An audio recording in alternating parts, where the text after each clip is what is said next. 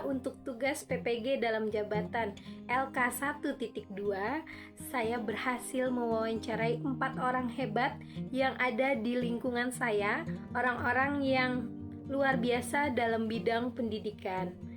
Yang pertama, saya mewawancarai Kepala SMA Negeri 1 Anjir Pasar, yaitu Bapak Haryanto, SPD MIKOM.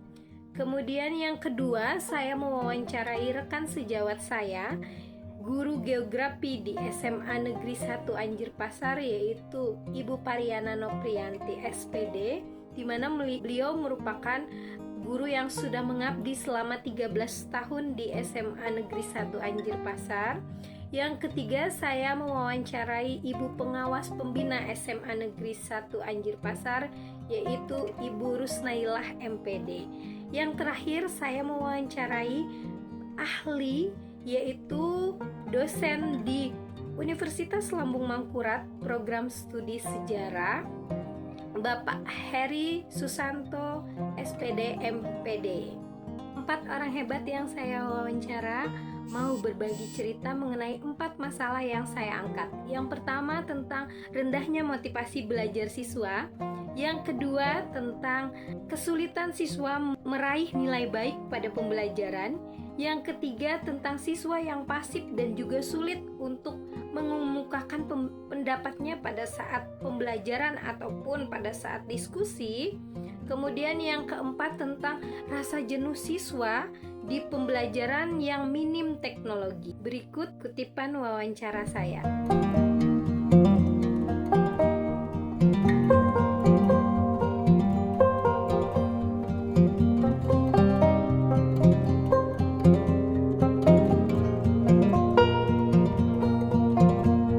Assalamualaikum Bapak. Waalaikumsalam warahmatullahi wabarakatuh. Apa kabar Pak? Alhamdulillah. Sehat. Gimana berita? Alhamdulillah. Gimana? Hampir seminggu kita nggak ketemu Pak. Ini seperti Bapak tahu, sudah Bapak izinkan juga Ulun saat ini lagi menjalani kuliah profesi. Ya, semoga lancar ya. Gimana? Lancar kan? Insya Allah, mudah-mudahan Pak lancar.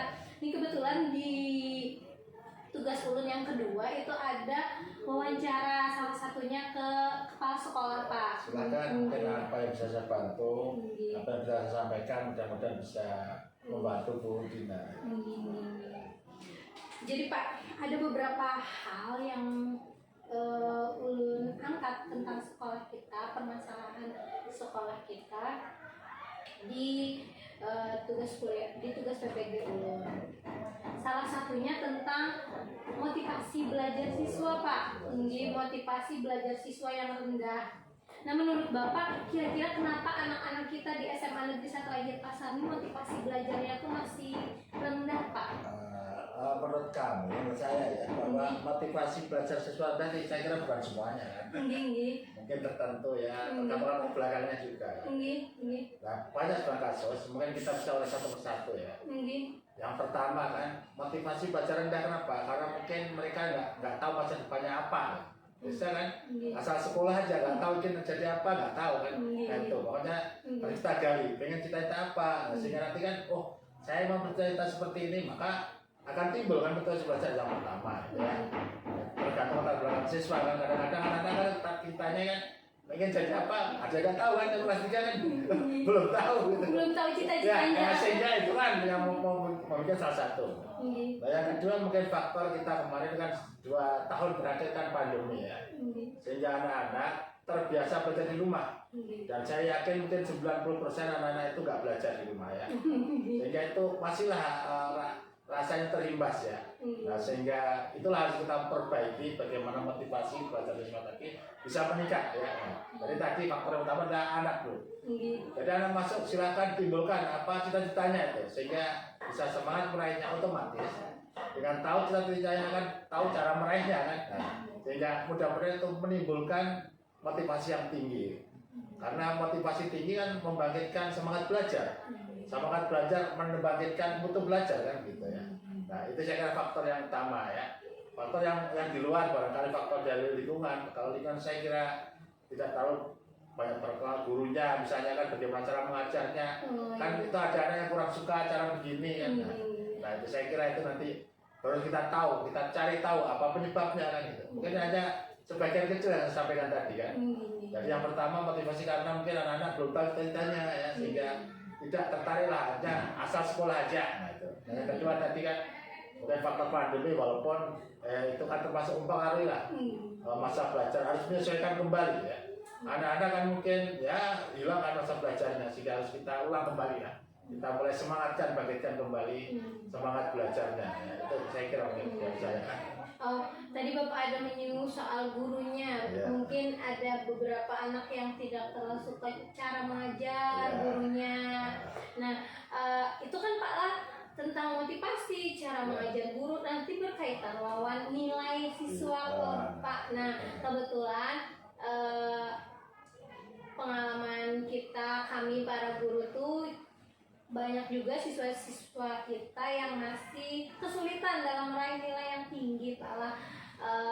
Walaupun ada banyak juga siswa kita yang berprestasi di sekolah ataupun di luar sekolah. Nah, untuk siswa-siswa kita yang kesulitan meraih nilai ini ya Pak, meraih nilai yang standar mengarah ke tinggi, itu menurut pendapat Bapak sebagai kepala sekolah kenapa? Kira-kira apa sih yang melatar belakangnya siswa sulit? Pertama harus kita tahu dulu kan masalahnya apa kan, gitu. Kita harus tahu masalahnya kan. Nah, jadi tadi apakah dari motivasi pertama kan sudah bisa kan dengan motivasi yang rendah, makanya kita tingkatkan motivasi belajarnya kan. Nah, yang kedua bisa tadi anak-anak itu punya gaya belajar yang berbeda-beda. Kita kan ada yang audio, ada yang visual kan. Itulah kita harus tahu gurunya. Jadi guru tidak bisa menyamaratakan semua siswa kan. Makanya kita harus tahu, oh siswa kita ini cenderung ada yang kinetik cara belajarnya kan ya, ada yang audio, ada yang visual kan. Itulah kita gali sehingga guru utamanya harus bisa menyesuaikan, apalagi di dalam full day ya. Di atas jam 12, di atas jam istirahat, habis itu mungkin nah itu anak-anak kan lelah ya, kan belum terbiasa kan. Nah, sehingga perlu kita bangkitkan tadi. Guru harus bisa mencari metode, mencari teknik belajar mengajar yang baik ya, sehingga mengurangi lah tadi apa bagaimana dan mengurangi lah yang tadi motivasi ya, mengurangi motivasi belajar yang rendah sehingga menjadi tinggi, dan itu tentunya akan menaikkan nilainya kan ya anak-anak dengan metode cara mengajar yang bervariasi. Saya kira perlu dicari terobosan-terobosan baru oleh guru. Berarti kuncinya dari guru nih Pak ya? Guru kan salah satu, bukan semua kan, dari siswanya dulu kan. Kalau siswa sudah motivasi tinggi kan otomatis nyambung. Gurunya sudah motivasi tinggi kan siswa rendah kan, bukan sama. Harus semuanya. Guru, harus balance Pak. Ya balance, guru juga harus mencari, menggali banyak informasi, banyak mencari model pembelajaran apa yang kira-kira cocok untuk siang hari. Mungkin banyak hiburan kan, jangan terlalu itu kan, ada kan juga lelah pikirannya. Bagaimana kita harus kita tambahin gurauan-gurauan tapi yang membangkitkan minat belajar itu saya kira. Iya. Nah, ngomongin soal minat belajar, kita ini kan lagi ada di zaman 0.0 Pak. Ya. Zaman digital. Kalau bahasa anak sekarang kita anak-anak tuh kayaknya kalau yang berbau-bau teknologi, berbau-bau digital tuh mereka suka sekali. Kebetulan sekolah kita ini kan teknologinya belum sehebat di kota-kota besar Pak. Menurut Bapak nih sebagai kepala sekolah di SMA Negeri 1 Denpasar Pak, seberapa penting teknologi untuk sekolah kita Pak? Perkembangan teknologi untuk sekolah kita? Ya, kemampuan guru kan harus lebih tinggi dari siswa. Walaupun kemampuan siswa saat ini bisa jadi siswa itu lebih tinggi kemampuannya, apalagi guru-guru yang senior mungkin kan. Artinya ya dalam istilah gaptek, tapi kan tidak semua terlalu gaptek kan. Harus begitu, ini adalah memacu guru-guru yang muda, saya kira nggak masalah. Guru-guru generasi tua kan harus perlu belajar lebih baik menggunakan teknologi kan. Bisa nggak bisa, mau nggak mau. Tapi kita kan mulai sudah, jadi semua teknologi, kemudian tes juga. Saya kan sudah tidak mengharapkan lagi dengan pakai kertas sudah. Semua harus berbasis CBT ya. Jadi berbasis tes kan, artinya komputer based test ya. Jadi saya sudah dengan itu dimulai itu, dan guru-guru mau kan gitu. Kan fasilitas sudah banyak juga kan. Komputer kita banyak, lab kita punya 3 lab komputer ya. Kemudian tadi kita siapkan jaringan yang begitu bagus ya. Hanya kita sekarang kok memanfaatkan ya siswa, guru ya, dan semua keputusan sekolah ini harus bisa memanfaatkan semua ya. Mau tidak mau suka nggak suka sudah zamannya. Kita harus banyak menggali informasi, dan anak tentunya kan sisi mata uang kan ada dua, negatif dan positif. Apakah anak itu menggunakan positif dan negatif kan tergantung bagaimana kita membangun diri anak itu kan, supaya bisa membentengi ya, menggunakan teknologi tapi untuk kebaikan. Nah, kan bisa juga kan, makanya kalau kita lepas buka Arabi bebas, karena anak-anak kadang lihat apa yang dibuka kan macam-macam. Tetapi dengan bimbingan guru, kan banyak platform mengajar kan, platform belajar kan, bahkan sekarang ada ID belajar ID kan, guru dan siswa punya. Nah, ada tinggal bagaimana kita meningkatkan pemanfaatannya, mungkin kan belum maksimal ya. Nah, saya kira itu sangat perlu sekali bahwa harus kita tingkatkan lah, baik guru, siswa, dan semua saya kira di sekolah ini, termasuk para teknisnya, jangan sampai jaringan terganggu kan. Nah, sehingga itulah nanti untuk memacu siswa, guru menggunakan teknologi informasi, mau nggak mau, suka nggak suka harus kita gunakan kan gitu. Jadi teknologi kita berbasis komputer sudah Pak ya ini. Ada masih. Soalnya tadi Hilang. Berapa menit? enggak, sudah lagi penutup lagi. Ini kan lagi potong. Berarti luar biasa, kita sudah maju secara teknologi, kita sudah banyak berkembang menggunakan teknologi komputer Pak ya. Mudah-mudahan kita bisa memanfaatkan maksimal ini, memaksimalkan fasilitas yang ada. Oke, terima kasih Bapak wawancaranya, terima kasih waktunya. Ya, mudah-mudahan dengan Budinang dari PPG ada wawasan baru, dan saya harapkan nanti wawasan baru itu akan kepada kawan-kawan. Ya. Amin. Nah, tentunya kan setiap kegiatan baru kan ada ilmu baru diterapkan nanti dalam kehidupan pengajaran di sini ya. Mudah-mudahan ini menambah kemajuannya sekolah kita tentunya, dengan yang akhir kan ujungnya kan mutu sekolah kita naikkan, mutu peserta didik bagus, dan sehingga mutu sekolah pun akan menjadi bagus ya. Ya mungkin itu saya kira, terima kasih ya. Mudah-mudahan bisa selesai ya, melaksanakan PPG dengan baik ya. Dan saya kira bukan nilai yang memuaskan. Amin, ya Rabbal Alamin.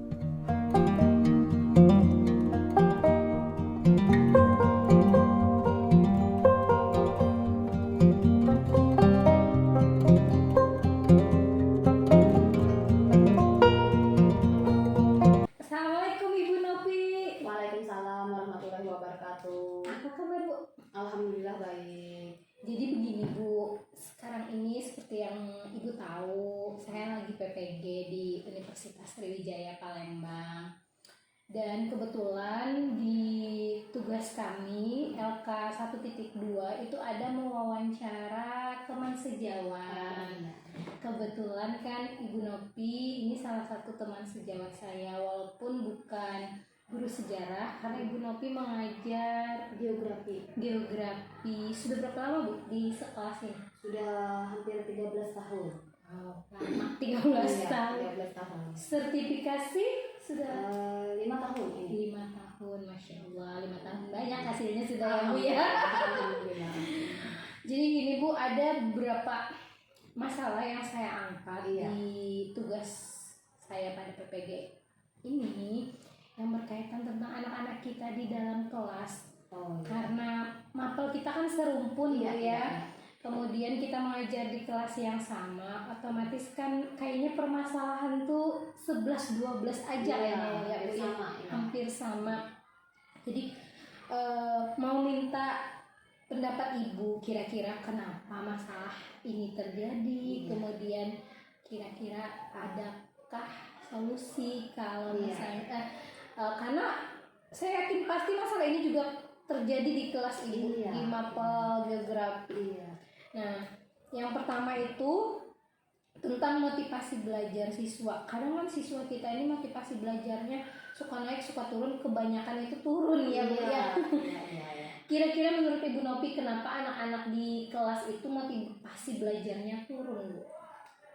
Pertama kan kita ini setelah masa pandemi. Kalau ditanya yang kondisi sekarang, masa pandemi yang mana kurang lebih 2 tahun kita belajar online. Nah, otomatis anak-anak terbiasa belajar sambil santai di rumah. Nah, pada saat mereka aktif sekolah, nah itu kadang-kadang merubah waktu belajar mereka yang tadi santai, cara belajarnya sekarang harus fokus selama waktu dari jam pelajaran kita di sini kan dari jam pertama sampai jam ke-10. Nah, mungkin itu tingkat kelelahan bisa ditambah lagi karena itu tadi mungkin faktor cita-cita mereka yang belum terarah sehingga tujuan belajar mereka itu kemana arah tujuannya, jadi tidak ada tujuan yang pasti sehingga ya motivasi belajarnya rendah, Kurang jelas, mereka belum tahu tujuan iya, belajarnya tujuannya kemana. tujuannya apa. Walaupun memang kurikulum 2013 kemarin kan untuk yang kelas 11 dan kelas 12 sudah di penjurusannya IPA IPS itu sudah jelas. Nah, tapi itu tadi di IPA maunya kemana setelah lulus sekolah, yang IPS mau kemana. Nah, itu yang mungkin masih membingungkan mereka sehingga ya itu tadi masih Motivasinya masih rendah gitu ya Bu ya. Belum tahu cita-citanya jadi Ya. apa. walaupun sudah tahu penjurusannya di IPA atau di IPS. Nah, kalau menanggapi masalah yang seperti itu biasanya apa yang Ibu Novi lakukan ke siswa? Ya diarahkan karena geografi itu ada di IPS ya, jadi saya mengarahkan siswa IPS itu bisa ke mana kuliahnya, jadi diarahkan jurusan-jurusan mereka, lalu ditambah lagi dengan beberapa pendekatan kepada mereka, misalnya apa permasalahan mereka, misalnya ada yang di kelas 10 atau di kelas 11 yang mengalami menurunnya tadi motivasi belajar, jadi didekati apa permasalahannya, apakah itu karena faktor dari rumah atau ada faktor dari sekolah. Nah, kalau bisa kita tangani ya kita tangani sebagai guru mata pelajaran, atau kalau perlu kita kerjasama atau minta bantuan dengan guru bimbingan konseling supaya anak ini memunculkan motivasi belajarnya kembali. Iya, kolaborasi sama guru BK Bu ya. Oke. Yang kedua itu saya mengangkat masalah kesulitan siswa. Iya. Kesulitan dalam hal ini meraih nilai yang tinggi, nilai kognitif yang tinggi. Bu, kadang-kadang kan kita sedih ya Bu ya. Iya. Setiap kali akhir semester melihat nilai siswa kita kok kayaknya jauh sekali dengan standar. Iya. Nah, kalau menurut Ibu nih, di kelas Ibu apa penyebabnya siswa itu sulit untuk mendapatkan nilai baik? Penyebabnya pasti mungkin rendahnya minat tadi belajar, semangat atau minat belajarnya rendah. Lalu pada saat guru menjelaskan kurangnya perhatian. Kadang-kadang anak tuh ada yang memperhatikan itu pun belum tentu mengerti, apalagi ini ya jelas-jelas guru menjelaskan tidak memperhatikan, atau terlalu sering bicara dengan teman terdekatnya. Nah, itu kan penyebab anak tuh sulit memahami, apalagi mungkin materi pelajaran-pelajarannya yang memang cukup tingkat kesulitannya cukup tinggi. Jadi ya kurang perhatian lah mungkin penyebab utamanya tuh. Ya itu tadi mungkin kurangnya waktu belajar lagi di rumah. Mengulang pelajaran di sekolah, sehingga pada saat nanti ada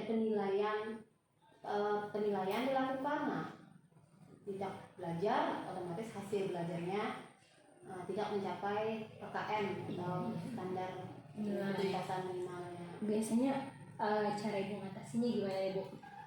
Cara mengatasinya supaya jangan nilainya anjlok di akhir semester, maka pada setiap penilaian dalam satu semester itu dilakukan remedial supaya nanti nilai akhir untuk rapotnya sudah bagus. Jadi misalnya ada penilaian 1 dia tidak bisa atau belum mencapai KKM, maka dilakukan remedial.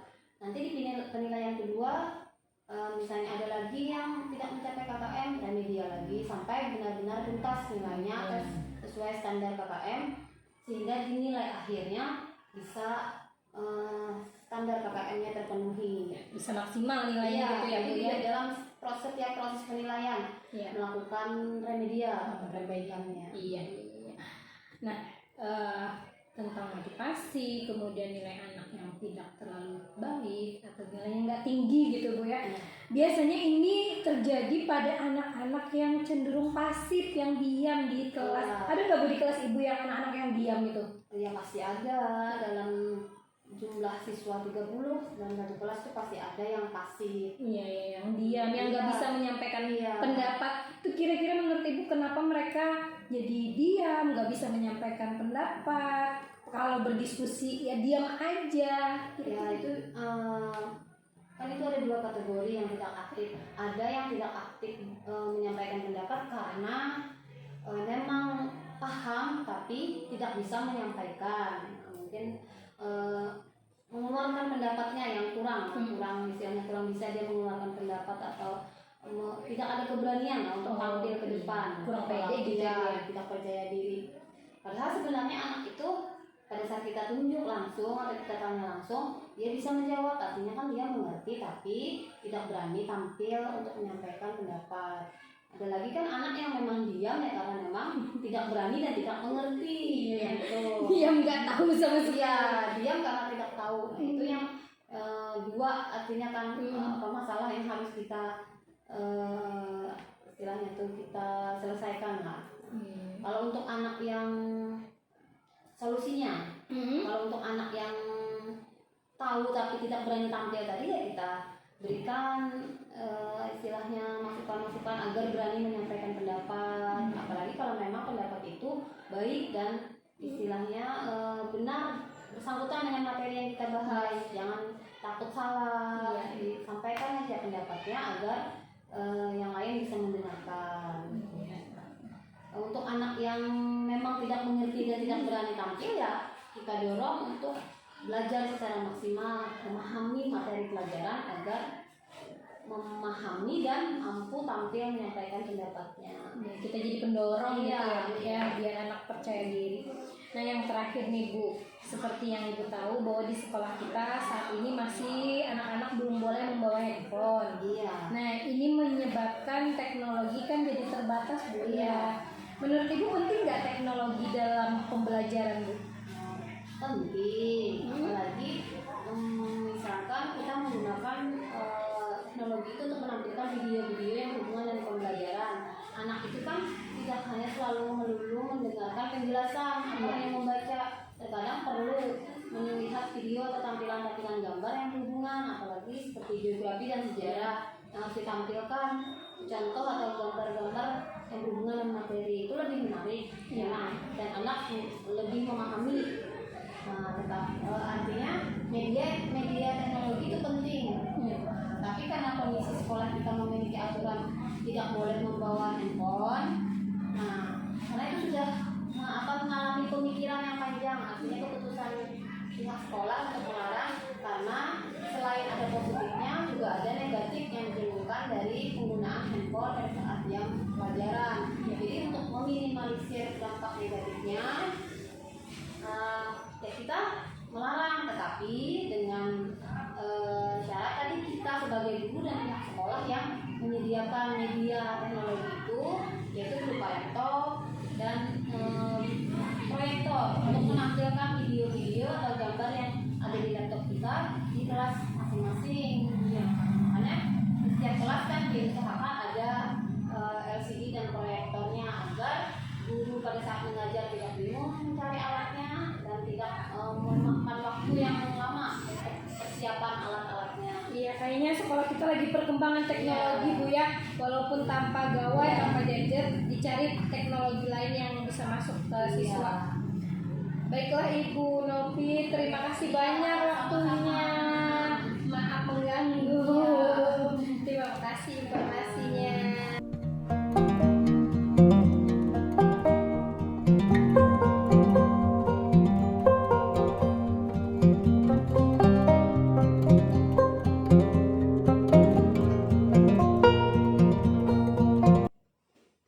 Assalamualaikum Ibu.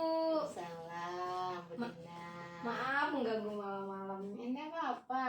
Apa kabarnya? Alhamdulillah sehat baik Bu. Oh iya, Bu Dina. Itu dengar-dengar Bu Dina lagi PPG ya? Iya, insya Allah lagi PPG di Universitas Sriwijaya Palembang Bu. Waduh, jauh ya. Ya. Tapi untung Zoom ya? Bu Dina? Zoom lewat online, semuanya online. Kebetulan nih mengganggu Pir malam-malam Nggak dalam apa-apa. rangka tugas Nggak apa-apa. kuliah. Ada yang bisa membantu? Jadi di lembar kerja 1.2 itu kebetulan ada wawancara termasuk kepada pengawas dinas sekolah kami SMA Negeri 1 Anjir Pasar. Oh ya, sebelumnya ini Ibu mohon maaf, belum beberapa hari ini belum sempat sekolah karena ini banyak banget yang harus diselesaikan gitu ya, banyak pekerjaan. Jadi ya itu tadi sebelum Bu Dina datang, ini dia kerja. Iya. Gimana? Jadi ada beberapa pertanyaan yang mau saya tanyakan ke Ibu terkait identifikasi masalah yang saya angkat Bu di tugas PPG saya. Berkaitan dengan sekolah kelas Bu, khususnya Bu. Jadi minta pendapat Ibu sebagai pengawas pembina sekolah kami. Terkait apa? Yang pertama itu Bu, identifikasi masalah saya yang saya angkat itu tentang motivasi belajar siswa yang rendah di kelas. Menurut Ibu itu kenapa bisa motivasi belajar siswa itu rendah? Oke, waduh berarti pertanyaannya Bu Dina. Iya Bu. Mudah-mudahan Ibu bisa menjawab ini. Padahal malam-malam gini. Oke, jadi terkait dengan motivasi belajar ya Bu Dina ya. Iya, mungkin banyak banget faktor yang menyebabkannya. Bisa faktor internal dan juga eksternal ya. Nah, tentunya yang internal itu pastilah berasal dari diri siswa itu sendiri. Itu bisa disebabkan karena siswa itu belum punya cita-cita yang jelas. Tahu cita-citanya Bu? Iya, belum tahu cita-citanya tuh mau jadi apa gitu ya. Nah dulu kan ada lagu ya, cita-citaku gitu ya, ingin jadi insinyur, presiden dan sebagainya ya. Iya Bu. Nah, sekarang siswa tuh belum tahu dia apakah dia mau kerja jadi apa, apakah dia mau melanjutkan kuliahnya kemana, dan ujung-ujungnya juga mau kerja atau di mana. Nah itu mungkin menurut Ibu yang pertama ya. Jadi siswa tuh nggak punya cita-cita sehingga dia yang penting sekolah gitu. Oh iya. Nah, sehingga apa yang membuat dia termotivasi untuk belajar itu nggak ada. Mungkin bisa juga siswa itu kurang pede Bu Dina. Kurang percaya diri. Mohon maaf, iya, sekolah kita kan berada di lingkungan yang tidak di kota ya. Iya, betul. Termasuk di kecamatan. Mungkin itu juga salah satu faktor penyebabnya. Jadi dari dalam diri tadi ya. Kemudian yang berikutnya bisa juga dari lingkungan. Oh iya. Ya, di lingkungan misalnya dia punya teman kebetulan yang kurang pas gitu ya. Nah, kurang pas lah dia temannya, artinya teman itu bukan orang yang mendukung dia terhadap proses pendidikannya di sekolah. Itu mungkin salah satu penyebabnya. Kemudian yang berikutnya adalah tidak lepas dari peran Bu Dina sendiri. Oh iya, saya Bu ya. Peran Ibu Dina. Nah, pertanyaan Ibu, apakah selama ini Bu Dina sudah memberikan motivasi kepada anak? Iya. Sudah pernah? Kalau belum ya nanti dilakukan. Kemudian pernahnya itu apakah hanya sekali, 2 kali, atau sering? Nah itu kan pertanyaannya. Kalau belum pernah berarti itu faktor yang memang itu juga penyebabnya ya. Jadi Ibu Dina bukan hanya ngajar aja, tapi memberi motivasi. Iya, berikan motivasi juga karena kan salah satu dari tugas guru juga mendidik ya. Termasuk memberikan motivasi di situ. Nah, berasa guru yang sering memberikan motivasi kepada siswa itu akan disukai oleh anaknya. Kan dianggap gurunya baikan banget gitu. Jadi Bu, kalau pertanyaan Ibu tadi tentang saya pernah atau tidak, sebenarnya Bu, selalu kita sebagai guru selalu ngasih motivasi. Cuma ya itu tadi ada banyak siswa-siswa yang kayaknya walaupun sering dikasih motivasi masih tetap motivasinya up and down, seringnya turun daripada naik. Nah Bu, kalau tadi kan faktor penyebabnya, kalau kira-kira nih tipsnya dari Ibu bagaimana cara? Belum selesai, penyebabnya masih ada. Masih ada. Kalau dari guru ya. Iya. Masih ada kayaknya keluarga Bu Dina. Iya. Nah, keluarga juga kan berpengaruh itu. Apakah orang tua memang mendukung atau memberikan motivasi kepada anaknya supaya dia nantinya akan kemana arahnya gitu loh, minatnya gitu ya. Nah jadi penting banget itu. Dan yang lebih penting lagi adalah suasana di rumah tangga, di keluarga. Keharmonisan rumah tangga itu sangat-sangat menentukan Bu Dina. Kalau misalnya orang tua sering cekcok atau dia dengan kakaknya atau adiknya juga sering terjadi hal-hal yang tidak diinginkan, pokoknya di rumah itu tidak harmonis lah, tidak kondusif, juga mungkin beribunya berpengaruh gitu Bu Dina. Nah, jadi dampaknya tadi ya, diri sendiri, lingkungan, keluarga, Sama saya sebagai guru. Iya. guru ya Bu Dina. Iya. Nah, kemudian tipsnya tadi ya, ya tentunya ke Bu Dina ya. Iya Bu, Nah, itu tadi tipsnya pasti ke saya ini. lebih sering lagi berikan motivasi. Ceritakan pengalaman yang Bu Dina alami ya, yang alami selama dulu waktu sekolah sampai sekarang bisa sukses menjadi guru. Iya, kan tadi Bu motivasi. Motivasi itu kan nanti kalau misalnya motivasinya rendah, otomatis berpengaruh ke nilai Bu ya. Oh iya. Biasanya anak-anak yang motivasinya rendah, secara otomatis nilainya pasti ikutan. Bu Dina maksud ini kognitifnya ya? Iya Bu, Oh, iya. nilai kognitifnya. Menurut Ibu nih, kira-kira kalau misalnya penyebabnya kayaknya sudah sama dengan motivasi tadi Bu ya. Saya mau minta tips nih dari Ibu. Kira-kira Bu, bagaimana tips Ibu nih? Karena Ibu kan pasti jauh lebih banyak banget pengalamannya daripada Ibu. Belum tentu. Cuman sebutannya aja pengawas sekolah, untung di umur tua, belum tentu ya. Bisa-bisa lebih mantap Bu Dina nih. Ibu agak malu juga nih dengan Bu Dina. Apa Bu kira-kira tips dari Ibu untuk saya agar siswa bisa Oke. dapat nilai yang lebih bagus?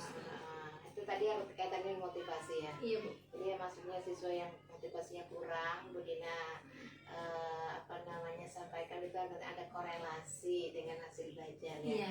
Otomatis sebagai guru, Bu Dina harus berusaha untuk memberikan pembelajaran yang menarik, kemudian yang sesuai dengan karakteristik peserta didik. Nah, dalam hal ini Bu Dina, untuk kurikulum merdeka, anak-anak kita itu kan harus belajar sesuai dengan kodratnya, sesuai dengan kemampuannya, sesuai dengan tingkat perkembangannya. Nah, maka dari itu penting sekali asesmen diagnostik di awal sebelum pembelajaran. Iya. Nah, itu dilakukan oleh sekolah misalnya ya. Iya.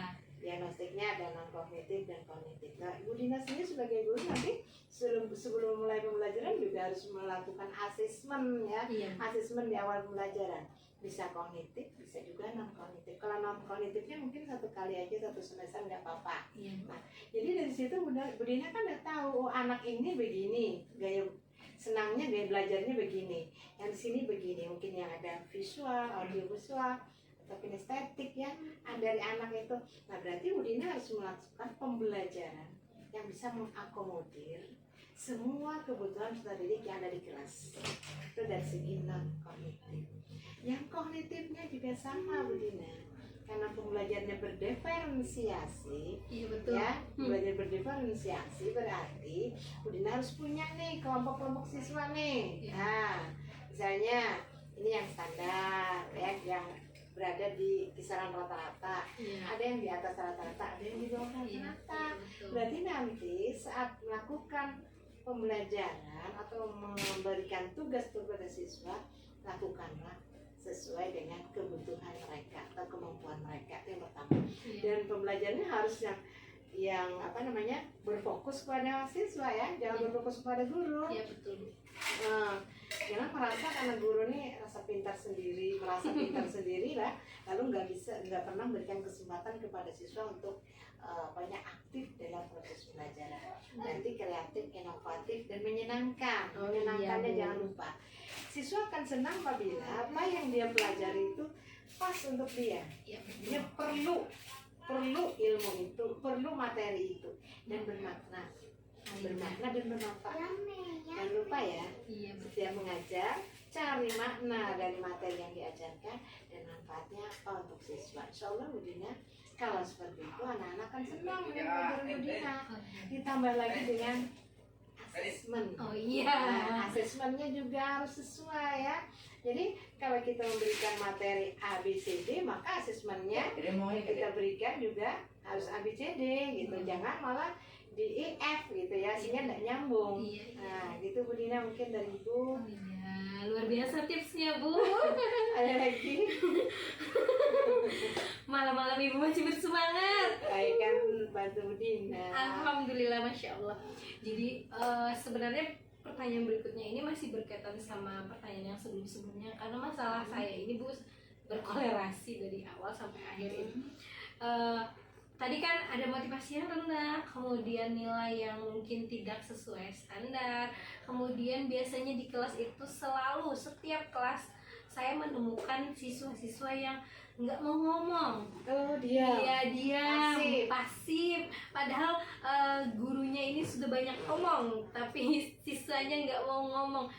Tips dari Ibu nih, gimana caranya biar siswa-siswa saya itu semuanya sama rata mau ngomong, nggak cuma si bagian A, bagian B, atau misalnya kalau tadi kita bicara tentang kelompok-kelompok belajar di dalam kelas, nggak cuma yang ada di tingkatan tinggi tapi juga yang ada di tingkatan bawah ini mau bicara. Kembali lagi ke yang tadi, mereka akan bicara kalau mereka merasa perlu, mereka merasa bahwa apa yang mereka bahas dalam satu diskusi nggak Bu Dina ya, Iya, betul. baik dia bertanya maupun dia pertanyaan, dia merasa perlu itu Bu Dina, merasa ada maknanya gitu loh. Apa yang dia pelajari itu dia akan ngomong dan dia tahu. Coba kalau Bu Dina beri pertanyaan kepada siswa yang dia tidak tahu jawabannya, dia nggak bisa ngomong Bu Dina. Memang dari itu tadi, tolong berikanlah permasalahan kepada siswa yang sesuai dengan porsinya. Artinya dia bisa jawab.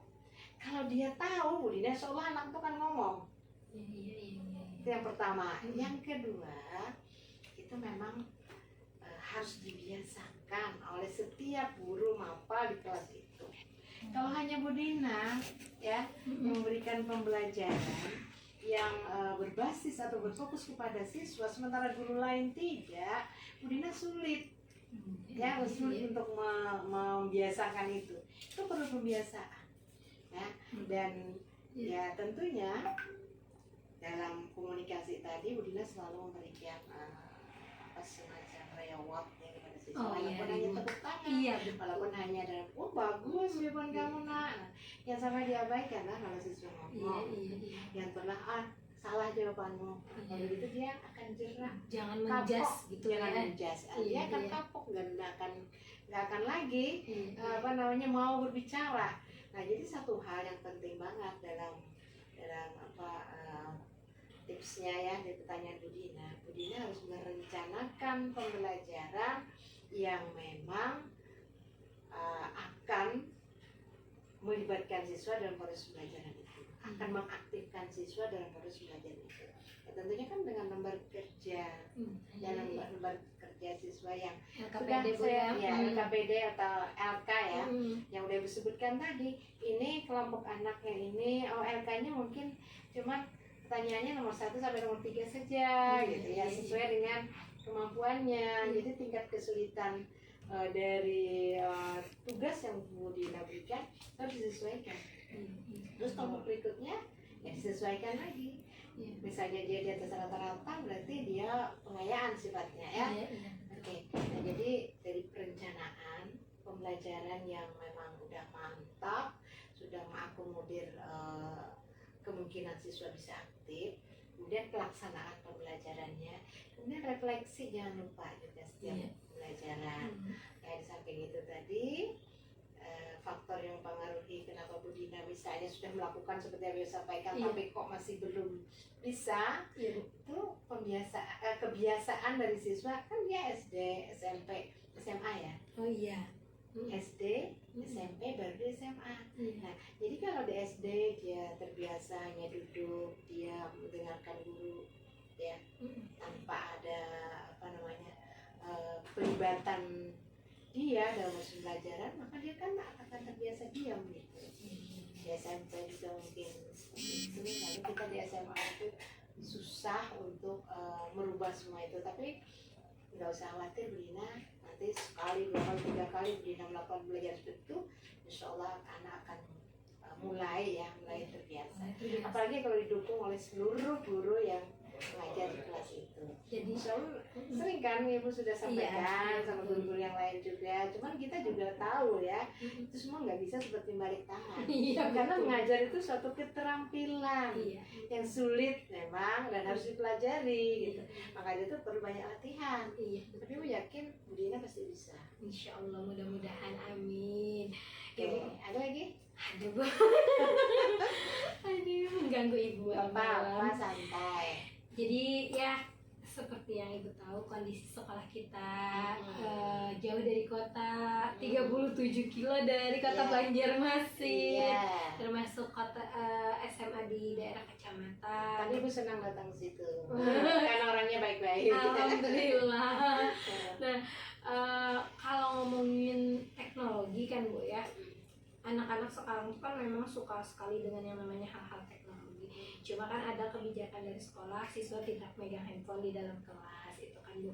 Nah, kemudian kondisi sekolah yang masih teknologinya tidak secanggih di kota-kota di kota Banjarmasin, itu kadang-kadang membuat siswa merasa bosan, jenuh, atau kalau bahasa anak sekarang tuh boring katanya Bu.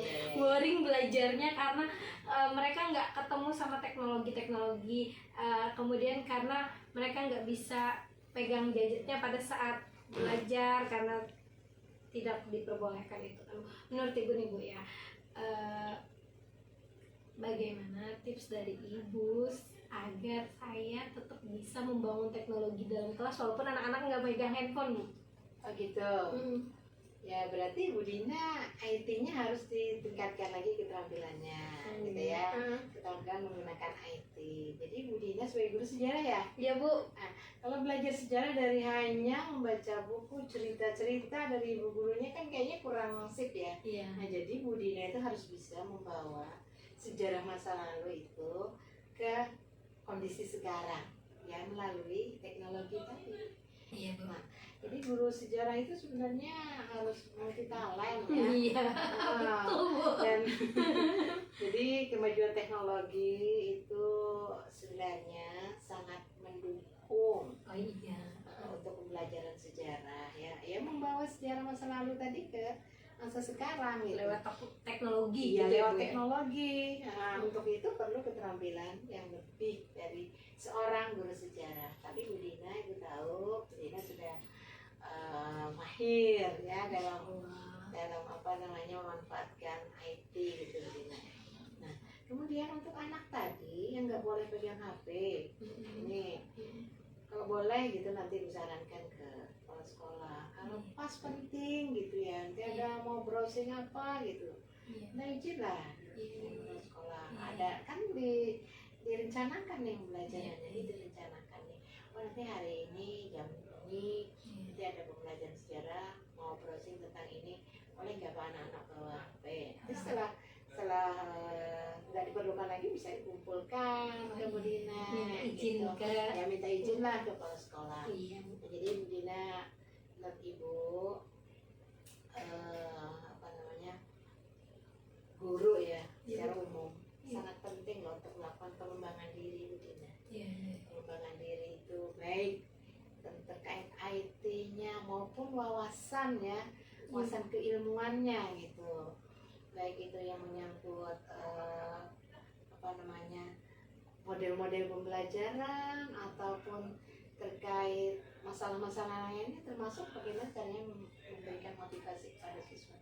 Jadi pengembangan diri dimaksud itu kan bisa melalui kegiatan MGMP atau bisa melalui kegiatan webinar dan lain sebagainya, baik yang dilaksanakan di sekolah misalnya ada IHT juga ya. Nah, jadi pengembangan diri guru itu tidak hanya menunggu disuruh atau diminta oleh kepala sekolah, tapi tumbuh dari dalam diri guru itu sendiri, menyadari bahwa begitu pentingnya untuk menambah wawasan ya, mengembangkan diri sendiri.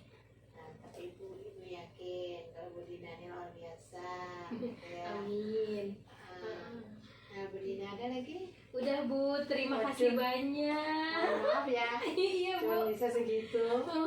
Ini sangat membantu Bu, insya Allah sangat membantu.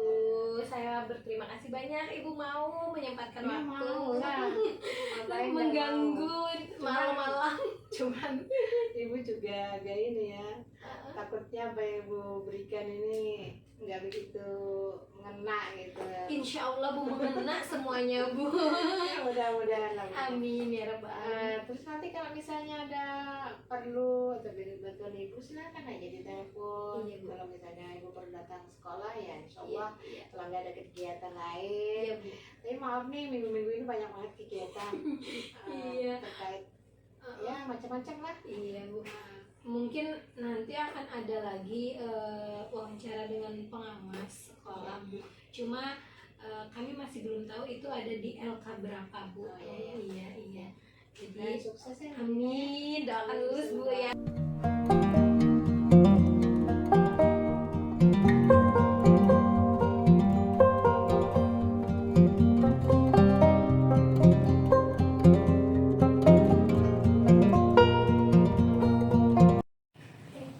Assalamualaikum warahmatullahi wabarakatuh. Selamat sore Pak Heri. Waalaikumsalam. Selamat sore. Gimana kabarnya Pak? Alhamdulillah sehat. Alhamdulillah. Jadi ini kan udah lagi PPG Pak di Universitas Wijaya Palembang. Kebetulan kami ada tugas untuk mewawancara yang terkait dengan identifikasi masalah yang kami buat. Ya. Salah satunya wawancara ahli yang kami tentukan sendiri. Kebetulan Pian sebagai salah satu dosen di Universitas Lambung Mangkurat prodi sejarah, ulun anggap bisa dikatakan sebagai salah seorang yang ahli dalam hal ini Pak. Terima kasih. Jadi ulun minta izin wawancara dulu Pak ya. Ya, oke. Ini masalah ini kan masalah di sekolah Pak ya. Kebetulan sekolah ulun di SMA Negeri 1 Anjir Pasar Pak, Ya. di Kabupaten Batola. Pernah nggak Pak ke sana Pak? Dulu pernah ada penelitian di daerah Anjir. Pernah mampir dulu ke SMA 1 Anjir Pasar tuh. Oh, ini mungkin waktu ulun belum di sana Pak ya. Awal-awal jadi dosen. Oh, hampir awal jadi dosen ulun masih mahasiswa. Ini. Nah, permasalahan ulun yang pertama itu tentang motivasi belajar Pak Ai. Nah, kan kita tahu anak-anak itu kadang-kadang motivasi belajarnya up and down, lebih sering downnya daripada up-nya. Menurut Bapak apa sih yang bisa membuat motivasi belajar siswa itu menurun Pak? Kalau menurunnya sebenarnya kalau menjawab menurunnya nanti berkorelasi dengan kenapa bisa meningkat. Sebenarnya saling berhubungan. Tapi ya secara umum ini siswa dan sebenarnya ada karakteristik yang mungkin sama ya siswa dan mahasiswa itu. Mereka itu akan termotivasi kalau mereka merasa ada sesuatu yang penting dari yang mereka pelajari. Biasanya seperti itu. Makanya seringkali kenapa mereka tidak termotivasi, kebanyakan karena mereka itu merasa apa sih sebenarnya kegunaan belajar sejarah itu. Biasanya kayak gitu. Karena kalau orang tuh merasa itu penting untuk hidupnya, biasanya motivasinya akan muncul. Walaupun memang kalau dilihat secara teori ya, motivasi itu kan ada motivasi yang sifatnya internal dan eksternal. Yang internal itu yang dari dalam dirinya sendiri, kayak tadi misalnya dia merasa itu penting, tidak penting. Nah itu bisa mempengaruhi motivasi. Ada juga yang eksternal itu bermacam-macam. Barangkali karena gurunya cantik, atau gurunya ganteng, atau dia kebetulan naksir dengan teman ceweknya di kelas itu misalnya. Jadi dia pengen menunjukkan sesuatu. Itu bisa jadi itu motivasi eksternal. Itu jadi sebenarnya banyak faktor sih, ada faktor internal eksternal. Ada faktor dari luar dan dalam siswa ya. Iya. Berarti kalau dari segi guru, kalau dari segi kita sebagai seorang guru, ini pendapat Bapak nih ya, karena Bapak kan juga gurunya mahasiswa. Gimana cara kita untuk bisa nge-up motivasi siswa? tentu dengan menunjukkan ke mereka bahwa pelajaran sejarah itu penting gitu. Ada sesuatu yang mereka dapat. Ada sesuatu yang mereka dapat dalam arti gini. Ketika mereka belajar itu mereka bukan cuma dapat pengetahuannya.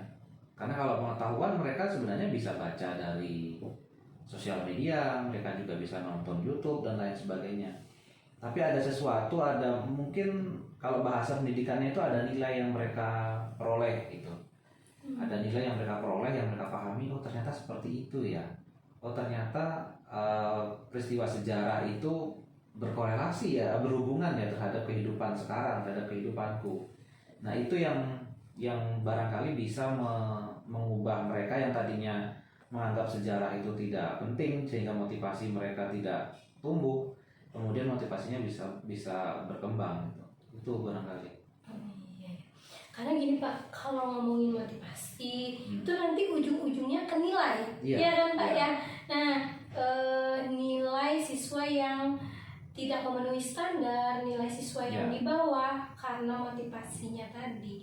Nah, menurut Bapak seberapa besar peran motivasi dengan nilai? Kalau seberapa besar mungkin kita perlu mengukur ya, perlu mengukur secara kuantitatif. Tapi yang jelas gini, motivasi itu kalau dalam teori belajar itu memegang peranan penting, sangat penting, sangat penting. Itu mungkin kalau di persentasi barangkali lebih dari 50% itu memegang peranan untuk keberhasilan belajar. Karena bisa saja orang itu ikut belajar, tapi kalau motivasinya tidak ada, dia hanya menjalankan kewajiban saja. Karena motivasinya tidak ada, dia hadir di situ, dia ikut belajar di situ, tapi karena motivasinya tidak ada, ya tidak ada sesuatu yang membuat dia itu merasa perlu mempelajari, perlu menyerap informasi. Itu sering terjadi seperti itu. Bahkan saya pernah mengalami ada pelajaran yang saya memang tidak suka gitu ya. Dulu sih alasannya karena gurunya killer dulu waktu SMP itu. Terus setiap kali pelajaran itu ya saya ikut, tapi rasanya nggak ada bekasnya. Kayak gugurin kewajiban. Selesai pelajarannya ya selesai, itu nggak ada bekasnya, apa pengetahuan apa yang diperoleh yang sampai sekarang apalagi nggak ada. Ya itu seperti itu. Berarti guru pegang peranan penting juga ya Pak? Sangat Ya. penting. Karena saya sendiri juga pernah tidak suka dengan satu guru di sekolah waktu zaman SMA, guru bahasa Inggris. Nggak suka dengan gayanya, dengan ininya. Akhirnya dari kelas 1, dulu kan kita zaman kelas 1, 2, 3 sampai kelas 3 saya nggak ngerti bahasa Inggris. Sampai sekarang tuh mata pelajaran yang paling saya susah itu bahasa Inggris. Ternyata guru tuh mempengaruhi banget ya. Sangat mengaruhi. Kalau pengalamanku di dulu di SMP itu, untungnya sudah kelas 3 sih, tidak suka pelajaran itu kelas 3. Gara-gara dibilang budak oleh guru. Kayak dongkol gitu, dibilang budak tuh dongkol gitu. Akhirnya sampai lulus kelas 3 itu mata pelajaran matematika itu rendah terus. Enggak. Padahal dulu waktu kelas 1, kelas 2 SMP itu karena gurunya rame dan gurunya itu akrab dengan siswa, suka matematika tuh suka. Pas kelas 3 justru nggak suka. Iya, mempengaruhi banget. Iya. Pak. Nah, tadi karena guru berpengaruh tadi, gimana sih Pak menurut Bapak nih, pandangan Bapak, bagaimana cara kita sebagai guru untuk bisa selain memotivasi siswa, apakah ada tips atau saran dari Bapak apa yang harus kita lakukan di kelas biar siswa kita termotivasi, biar itu berpengaruh pada nilai mereka menjadi lebih tinggi gitu? Menurut saya sekarang itu bukan zamannya lagi guru itu berjarak gitu dengan siswa, menjaga jarak yang terlalu gimana. Ya memang harus ada jarak ya antara guru dan siswa, tapi dalam konteks pendidikan saya pikir guru itu sekarang harus menempatkan sebagai teman bagi siswa. Teman dalam artian bukan teman yang sepantaran gitu ya, bukan seperti itu, tapi guru itu bisa menjadi tempat bagi siswa untuk dia, misalnya dia mengalami kesulitan belajar, dia bisa mengeluh gitu, dia bisa jujur tentang apa yang dia alami waktu belajar. Saya pikir guru-guru seperti itu sekarang itu yang disukai oleh siswa. Jadi yang apa ya, yang tidak terlalu jaim lah ke siswanya, walaupun memang ada bagian-bagian yang guru memang harus memposisikan diri sebagai guru ya, tidak bisa juga memposisikan diri seperti siswa. Tapi harus kayak gitu sekarang itu sepertinya. Karena model siswa sekarang itu kan mungkin karena pengaruh informasi yang semakin terbuka sekarang. Pola-pola feodal seperti dulu itu tidak bisa dipakai lagi. Pola feodal yang guru itu selalu benar, guru itu sosok yang serem, yang ditakuti, yang siswa sekarang tuh nggak bisa seperti itu lagi. Karena mereka kalau kita keras, mereka akan menghindar sekarang itu. Tapi memang sulitnya juga kalau kita terlalu lunak, mereka tidak menghargai. Iya, itu kadang. Itu sulit juga. Makanya posisi guru itu sekarang gimana ya? Dilematis. Di satu sisi kita harus sebisa mungkin merangkul siswa-siswi kita supaya mereka itu merasa nyaman dengan pelajaran kita. Tapi di sisi lain kita terlalu lunak pasti dianggap tidak punya wibawa. Iya, betul. Itu sulitnya itu. Oke, tadi Bapak menyinggung masalah informasi yang anak-anak sekarang udah dapatkan itu berkaitan sama teknologi kan ya Pak ya. Ngomong teknologi di bidang pendidikan, menurut Bapak seberapa penting teknologi di dalam kelas? Kalau sekarang sangat penting karena kita sekarang itu kehidupan kita itu tidak bisa lepas dari teknologi. Kita 24 jam sekarang itu berhubungan dengan teknologi. Jadi kalau kita masih berpikirnya teknologi itu hanya sebagai apa ya, sebagai pelengkap gitu, kita ketinggalan. Dan tipikal siswa kita tidak bisa kita bawa seperti itu, kita ajak seperti itu tidak bisa. Kalau dulu memang zaman saya SD, SMP, SMA itu kan nggak ada handphone, nggak ada, apalagi laptop, komputer itu nggak ada dulu kan, belum masanya. Itu teknologi itu ya teknologinya sangat sederhana dulu, paling OHP pun waktu saya SMP nggak ada sama sekali. Ada satu di lab IPA itu ada OHP-nya dulu. Jadi masih sangat sederhana. Kalau sekarang siswa kita sajikan yang seperti itu, dia akan bosan. Jadi gini Pak ya, kendalanya saya tentang teknologi, karena terus terang aja di sekolah itu kayak saking dekatnya anak-anak dengan teknologi kan, kalau kita menghilangkan teknologi di dalam kelas itu mereka gampang jenuh, gampang bosan, boring kata anak-anak yang sekarang tuh. Nah, kebetulan di sekolah kami itu anak-anak tidak membawa handphone ke dalam kelas mereka. Nah, ada nggak Pak tips biar saya tetap bisa membawa teknologi, anak-anak nggak jenuh belajar dengan saya, apalagi pembelajaran sejarah kadang jamnya jam rawan, jam terakhir, siang yang mereka sudah capek ngantuk segala macam, biar anak-anak nggak jenuh gitu. Ya itu PR yang berat ya, karena tipikal generasi Z sekarang itu kan kalau mereka itu dipisahkan dengan teknologi, mereka itu nggak bahagia hidupnya. Mereka itu pisah dengan HP itu kan nggak bahagia. Iya, kalau memisahkan mereka ya, Bang. Tipikalnya kan seperti itu. Jadi kalau menurut saya yang harus dilakukan untuk mengatasi itu sebenarnya bukan mengatasi ya, tapi meminimalisir kejenuhan mereka itu tentu guru harus menyediakan media yang lebih interaktif. Nah, sebenarnya gini, bisa saja teknologi itu dari gurunya. Misalnya ketika dia membuat media, dia menggunakan media itu yang memungkinkan siswa itu untuk terlibat. Kemudian media itu sebisa mungkin yang visualnya menarik gitu. Misalnya kita bisa membuat infografis gitu misalnya. Kebanyakan kan media yang digunakan itu slide gitu, slide PowerPoint itu paling banyak. Bisa saja menggunakan slide PowerPoint tapi tampilannya itu tampilan infografis gitu yang menarik gitu. Dan memungkinkan siswa untuk terlibat. Untuk terlibat itu maksudnya ketika proses pembelajaran kita tidak harus bercerita semua, tapi kita bisa minta siswa untuk menceritakan apa yang dia lihat misalnya, apa yang dia pahami dari tampilan itu misalnya.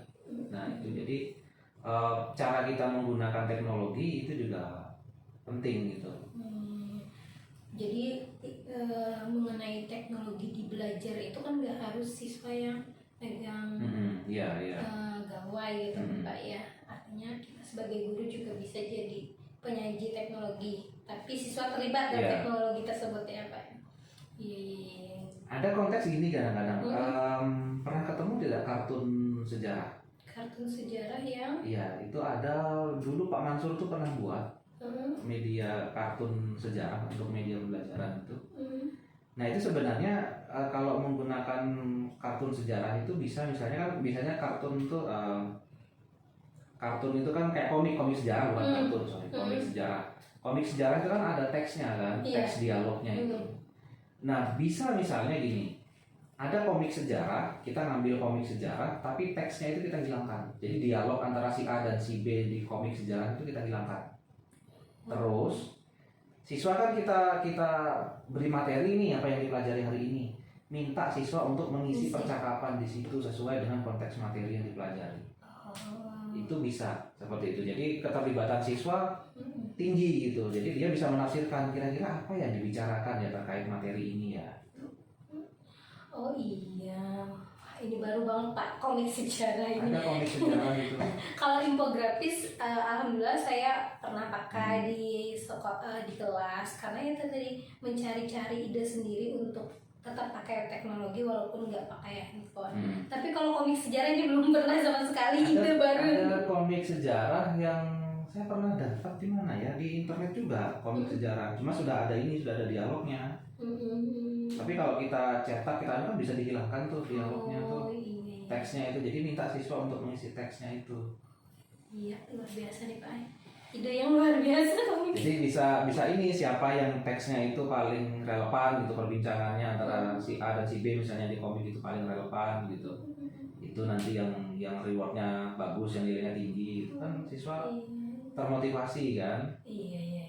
Tidak bosan gitu, apa cuma membaca Iya. Ya itu kadang mungkin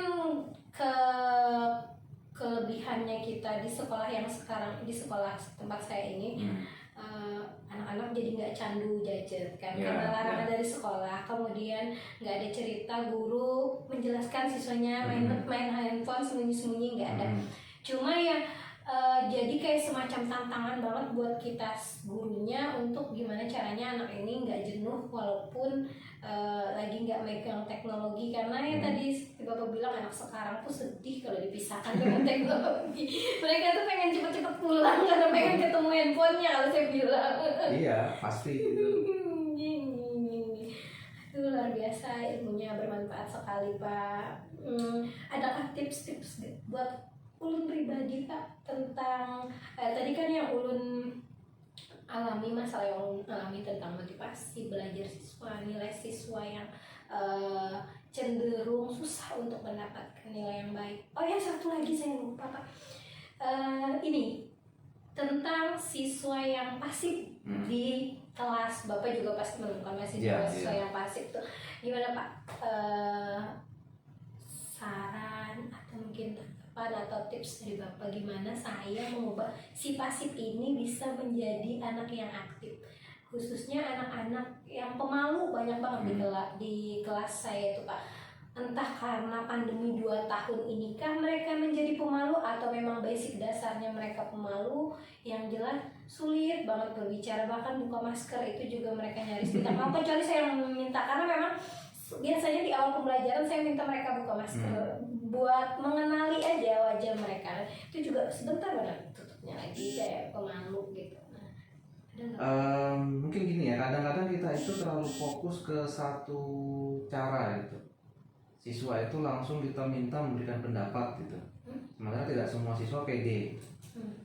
Mungkin yang bisa kita lakukan, kita itu minta responnya jangan langsung siswa berbicara. Misalnya kita ajukan permasalahan ataupun pertanyaan, kemudian siswa itu kita minta untuk menuliskan responnya, pendapat dia gitu. Nah pendapat dia itu ya bisa saja misalnya kita paham sebenarnya yang dia tulis itu apa gitu, tapi bisa saja kita ambil, kita pura-pura tidak paham. Ini maksudnya gimana ya? Bisa tolong jelaskan gitu. Jadi mau tidak mau dia akan berbicara. Bisa seperti itu, karena kadang-kadang kita langsung gitu. langsung gitu minta merespon secara verbal gitu, sementara dia nggak pede ngomong gitu. Kadang seperti itu. Jadi itu cara juga yang bisa dipakai gitu. Dan memang sulitnya memang tidak semua siswa itu punya tipikal dia itu suka ngomong. Oh iya. Kadang-kadang dia itu paham gitu, tapi ya itu tadi karena dia tipenya yang tidak suka ngomong, atau dia itu merasa kemungkinan salah gitu, Takut salah takut kadang-kadang. salah gitu. Itu kan yang sering terjadi itu. Kalau di psikologi itu psikologi kerumunan gitu. Psikologi kerumunan tuh kalau orang itu berada di kerumunan, berada di kelompok, kemudian dia itu merasa takut salah, atau dia merasa dia tidak yakin dengan apa yang akan dia sampaikan, dia akan memilih untuk diam. Gitu. Tapi sebaliknya, kalau dia itu merasa setelah dia ngomong tuh ada kepuasan tersendiri, atau ada sesuatu yang menurut dia itu dia merasa plong gitu, merasa happy gitu setelah dia ngomong, dia akan ngomong meskipun dia tidak yakin itu benar atau salah. Contohnya kayak orang demo. Orang demo itu kan tidak semuanya paham yang dia teriakan itu. Tapi dia ikut ngomong aja. Karena dia merasa banyak temannya, semuanya kan sama nih, aspirasinya sama. Jadi dia merasa aman, dia ngomong. Tapi kalau dia merasa kemungkinan salah nih, kalau salah aku malu dong gitu. Ada kemungkinan seperti itu akan merasa akan diam. Untuk bisa ngomong tuh perlu keberanian yang luar biasa. Itu seperti itu tuh psikologi kerumunan. Jadi bisa jadi mereka perkaranya tuh memang karena mereka malu. Jadi gimana cara kita memecahkan rasa malunya mereka tuh ya Mbak ya. Nah itu berarti di situ juga iklim kelas harus, kalau terjadi misalnya bullying dan sekecil apapun itu harus kita tangani. Karena kadang-kadang ada siswa yang baru mulai berani ngomong, sekali dia ngomong salah dibully teman-temannya, kapok nggak mau ngomong lagi. Iya karena sebenarnya masalah saya ini berkaitan aja sih motivasi, kemudian pasti akhirnya nilainya nggak bagus. karena siswanya merasa jenuh, nggak bisa main handphone. Biasanya kalau ada siswa di kota-kota kan gurunya bisa meminta siswanya browsing ke tempat saya enggak gitu. Ada nggak lagi Pak tips-tips? Mungkin yang perlu penekanan itu adalah inovasi media belajarannya ya. Dari semua masalah itu sebenarnya bisa dirangkum lewat inovasi media pembelajaran. Inovasi kayak kalau mereka itu kan di kondisi di sekolah tadi ya punya keterbatasan, mereka tidak boleh pakai gadget ketika di dalam kelas. Nah untuk menjembatani itu, karena itu kan berpengaruh terhadap motivasi juga, berpengaruh terhadap bagaimana merespon juga mereka. Menurut saya yang paling penting kalau kondisinya seperti itu medianya. Dan media yang pertama media, kemudian yang kedua adalah rancangan pembelajaran yang lebih bervariasi. Sebenarnya saling berhubungan ini antara rancangan pembelajaran yang bervariasi dengan penggunaan media. Jadi bisa saja misalnya medianya kita setting seperti studi kasus gitu. Siswa itu kita berikan kasus, kemudian kita minta misalnya untuk merumuskan beberapa kemungkinan. Itu kan pernah dipakai tuh metode if history. If history itu kan kayak gitu. Jadi bagaimana jika seperti ini. Itu kemungkinan itu. Walaupun sebenarnya kalau dalam sejarah ilmiah nggak ada kemungkinan. Ya sudah terjadi ya sudah gitu. Tapi dari situ kita bisa memancing siswa untuk bereaksi paling tidak. Tuh, baru nanti kita bisa jelaskan kondisinya kayak gini loh. Jadi kemungkinan yang ini mungkin tidak bisa karena sudah seperti ini gitu. Itu kita bisa jelaskan situ. Sehingga siswa itu bisa menangkap konteksnya. Kenapa sih jadi seperti itu gitu? Kenapa sih jalan ceritanya itu jadi begitu gitu? Siswa bisa menangkap konteks itu gitu. Tuh, jadi memang harus ini ya. Kalau di kelas-kelas yang tanpa gadget, tanpa media elektronik mungkin harus seperti itu. Gurunya harus ekstra berpikir keras Iya. ya. Karena kalau gurunya bosan nggak bisa browsing ini. Iya. Makanya sebenarnya menjadi guru yang berat itu menjadi guru yang itu tadi, yang sekolah itu punya keterbatasan itu. Kalau menjadi guru di sekolah unggulan, sekolah yang penggunaan teknologinya itu tinggi, sebenarnya lebih gampang Iya. karena aksesnya lebih banyak. Itu jadi guru yang hebat itu ya yang ngajar di sekolah-sekolah yang punya keterbatasan tadi. Iya, betul. Mudah-mudahan Bapak bisa menjadi guru yang baik. Setidaknya kalau nggak jadi yang hebat. Terima kasih Bapak sudah mau diwawancara.